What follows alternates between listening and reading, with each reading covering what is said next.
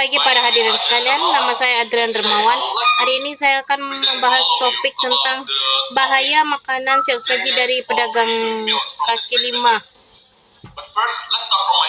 Pertama kita mulai dari pengalaman pribadi saya. Suatu hari ketika saya sedang tidur siang setelah pulang sekolah, saya tiba-tiba merasa sakit perut. Selama beberapa hari rasa sakit itu terus muncul dalam situasi apapun. Karena itu saya memutuskan untuk menuju klinik terdekat dan mereka mengambil sampel darah. Saya duduk uji. Setelah menunggu beberapa waktu, mereka menemukan bahwa darah saya penuh dengan bakteri bernama Salmonella typhi. Akhirnya saya menyadari dari mana bakteri itu berasal. Ternyata itu dari makanan yang saya makan selama ini. Pengalaman itu mengubah hidup saya selamanya. Selama 1 bulan saya harus minum obat tanpa henti untuk terus pulih. Setelah akhirnya merasa baik, saya memutuskan untuk mengubah kebiasaan makan dan mulai merawat tubuh dengan lebih baik.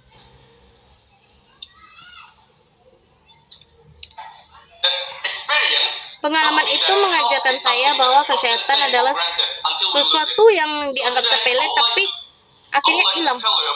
Jadi hari ini saya akan membahas tentang bahaya makanan siap saji dari pedagang kaki lima dan mengapa kita harus lebih berhati-hati terhadap apa yang dikonsumsi. Makanan kaki lima bisa kita temukan hampir di mana saja. Murah, cepat, dan enak, terutama bagi pelajar atau pekerja yang tidak punya banyak waktu untuk memasak.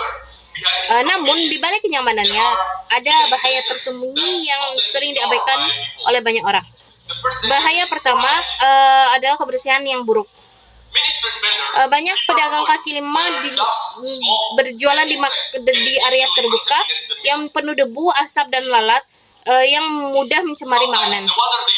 Kadang air yang mereka gunakan untuk mencuci peralatan atau bahan makanan itu tidak bersih. Hal ini bisa menyebabkan sakit seperti tipus, diare, keracunan makanan lainnya seperti yang saya alami. Beberapa penelitian di Indonesia menemukan bahwa banyak pedagang kaki lima masih gagal memenuhi standar kebersihan dasar. Bahaya yang kedua adalah penggunaan bahan-bahan yang tidak sehat.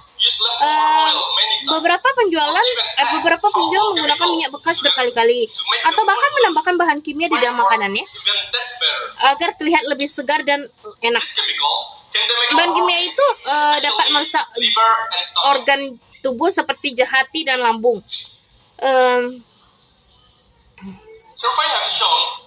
Survei menunjukkan bahwa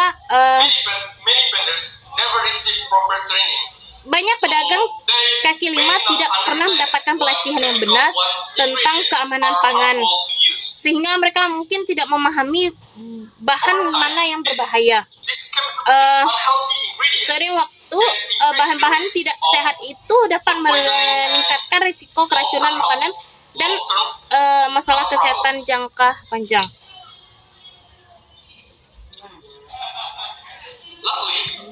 Terakhir, terlalu sering makan makanan kaki lima bisa menjadi kebiasaan buruk.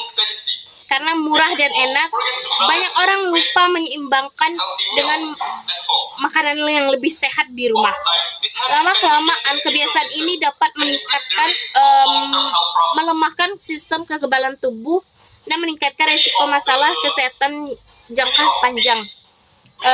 Banyak kasus menunjukkan gejala seperti sakit perut, demam, atau dehidrasi.